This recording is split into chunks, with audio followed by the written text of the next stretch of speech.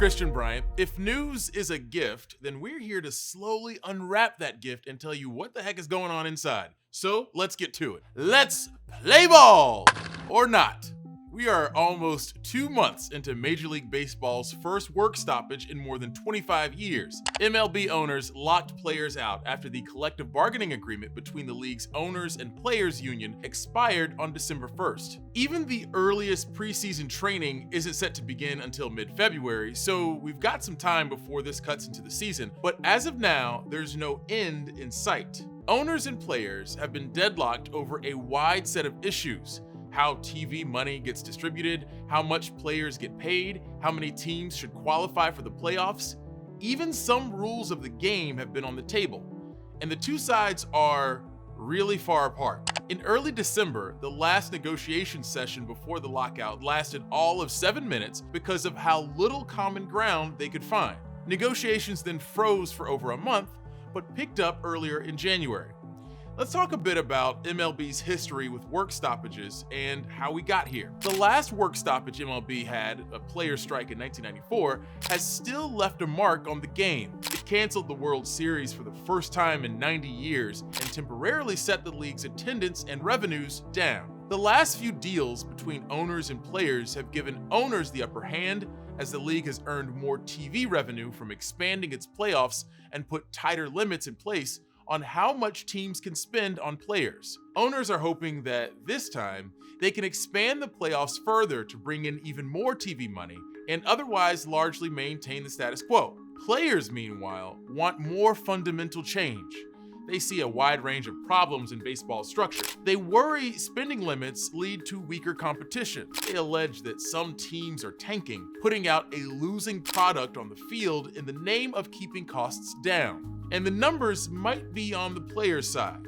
Only 3 MLB seasons have ever featured 4 teams losing at least 100 games. 2 of those seasons came in 2019 and 2021, the last 2 seasons where the league was able to play a full 162-game season. Players also take issue with another core salary issue: free agency. The MLB setup keeps players' salaries limited for a big chunk of their careers. Players who make it to the MLB usually spend a few years in the minor leagues, where players often make less than minimum wage. Once you start at the major league level, your salary usually stays near the league minimum of $570,000 for the first 3 years of your career. After that, players spend 3 more years in arbitration. They have to either agree on salary with their team or argue to a third party that they deserve more money, all while the team argues they don't deserve as much of a raise. If you make it through 6 years in the major leagues, only then can you hit free agency and choose where you want to play.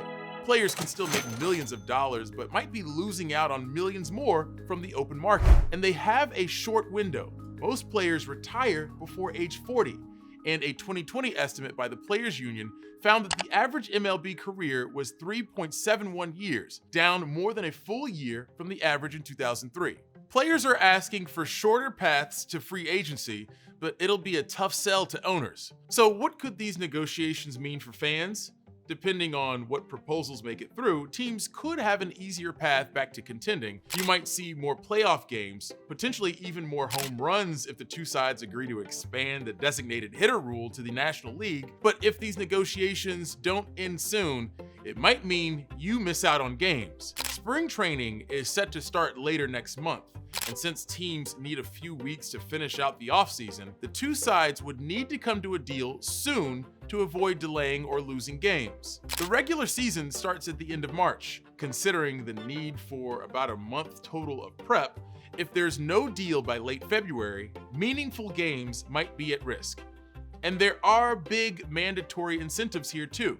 Players don't get paid if games don't happen, and for owners, playing games and selling tickets, even to spring training, will be crucial. COVID led to each team missing over 100 games, and most teams restricted attendance in 2020 and part of 2021 due to public health measures. All right, let's get an update on how the negotiations are going. We've brought in someone who has been covering them inside and out and can explain to us where things are.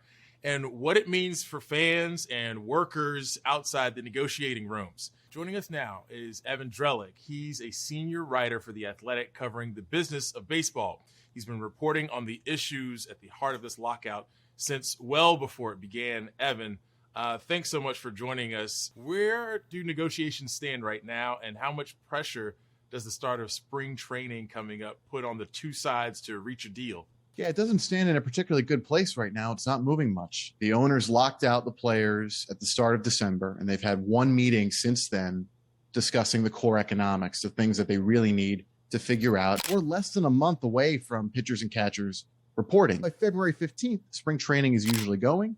And right now, there's a real risk that spring training will be delayed. If I had to bet, I would say it is likely to be delayed. At what point does the lack of progress here really start to dig into the season? At what point are we going to start to see, like, okay, we need to make something happen here? When does that happen? There isn't an exact date. The opening day, the first day of the baseball season, is the last day of March. It's March 31st. Usually spring training is about 6 weeks long. That's in a normal year. But in 2020, when you had the pandemic, they had to stop spring training. Then they restarted it in the summer. They called it summer camp. That went for about 3 weeks. So that tells you, at a minimum, you could probably do 3 weeks of spring training. So if March 1st arrives or March 5th arrives, and you don't have any sense that players are about to report to their spring training camp, opening day is definitely in jeopardy at that point. And I think even the last week of February, you really can start to worry. We talked about owners valuing a playoff expansion.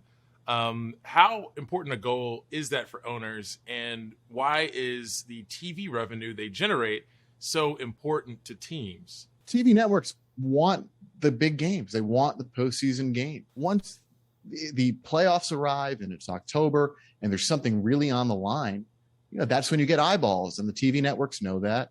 And the teams and the owners know that the TV networks are willing to pay for those games. So it's a way that the owners can clearly infuse new money into the sport. What are some of the other priorities for owners in this negotiation? What else are they trying to get out of this? Owners, frankly, like the status quo.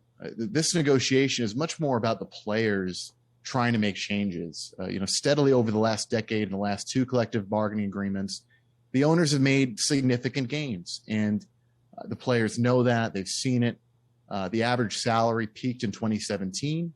It's now at its lowest since 2015. So players want a larger slice of the pie, and the pie is, outside of the pandemic, continued to grow up and up. Revenues in the sport have gone up. It's surpassed $10 billion prior to the pandemic, and players don't think that their salaries are growing the way they should.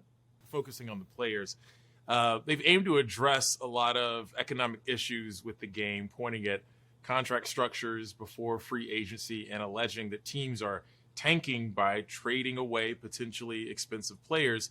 What solutions are on the table for addressing it, and what's the reality that owners would likely budge?